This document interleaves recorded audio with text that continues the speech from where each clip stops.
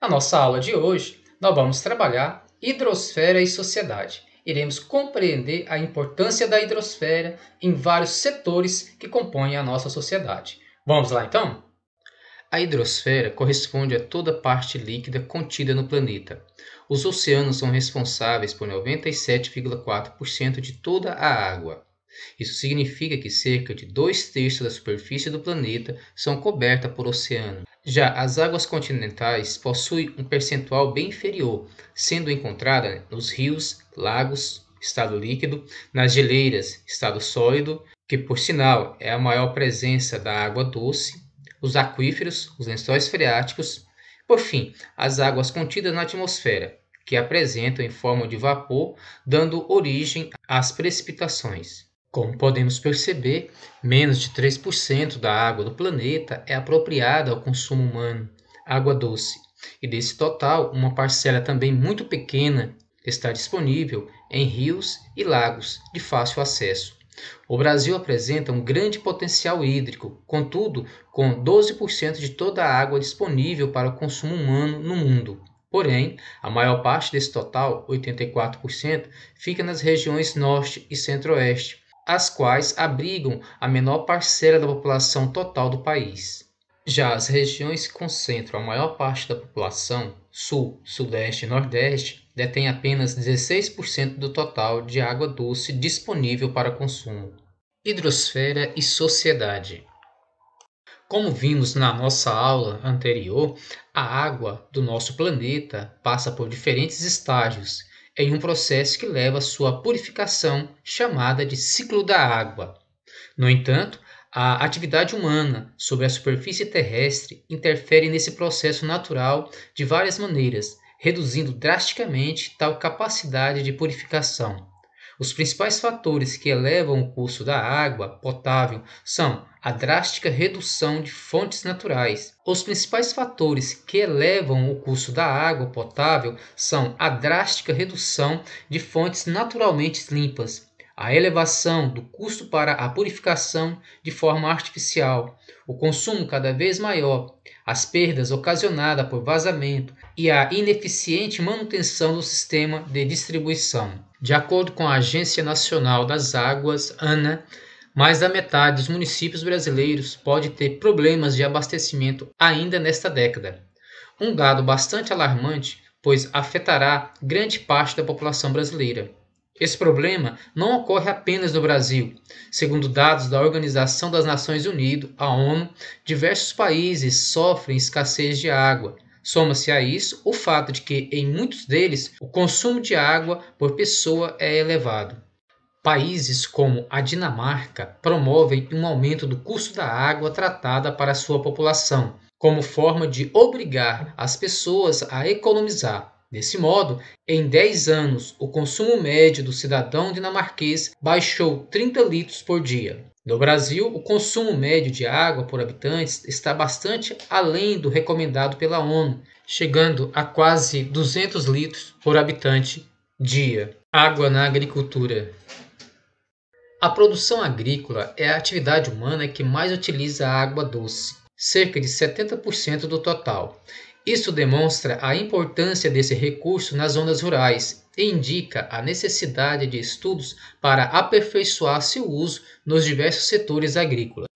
Um dos problemas enfrentados pela agricultura com relação ao uso inadequado da água é a salinização do solo, ou seja, a concentração de sais no solo por ação da irrigação, o que resulta na influência negativa da capacidade produtiva na área irrigada.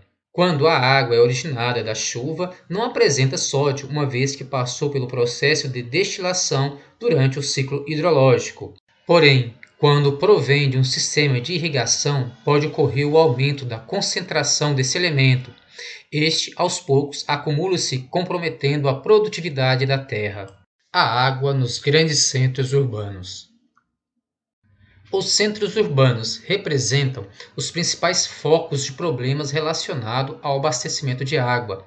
O elevado número de habitantes de uma área relativamente pequena faz com que a necessidade de água seja grande, Ao mesmo tempo, a intensa atividade humana leva a quantidade de poluentes produzidos a influenciar de maneira negativa a qualidade da água. Além disso, a retirada da vegetação e as construções interferem negativamente na capacidade de purificação natural da água.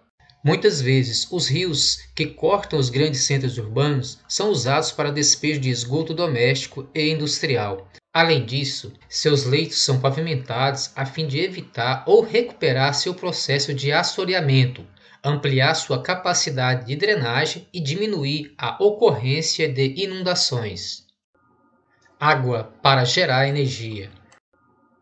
Durante o caminho que a água percorre das porções mais elevadas do planeta para as porções mais baixas, são construídas as chamadas usinas hidrelétricas, ou seja, barragens que armazenam grande quantidade de água para movimentar turbinas geradoras de energia. De acordo com a Agência Nacional de Energia Elétrica, a ANEEL, mais de 65% da energia produzida no Brasil utiliza a força das águas. Isso demonstra a importância dos rios para o país e sua economia.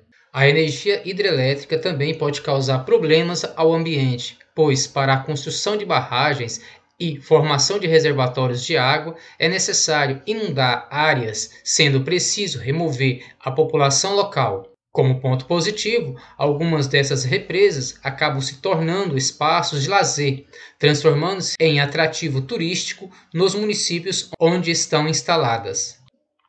Água como via de transporte.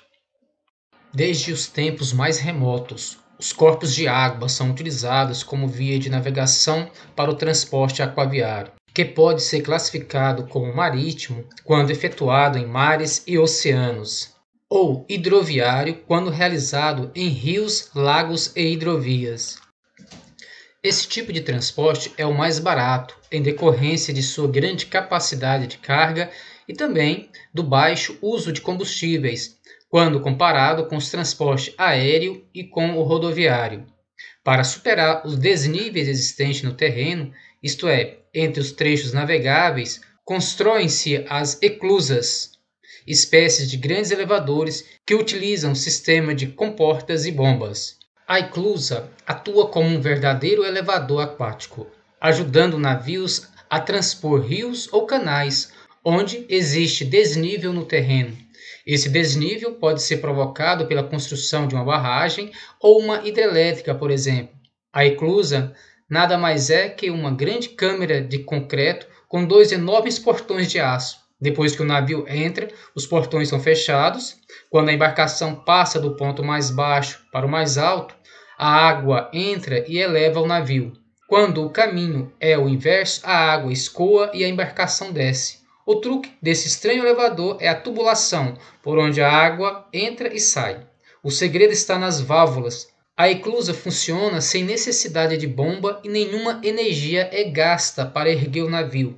Tudo é feito aproveitando o peso da própria água, conforme mostra o esquema que estamos visualizando. Bom, pessoal, nossa aula fica por aqui então. Então até o próximo encontro. Até lá!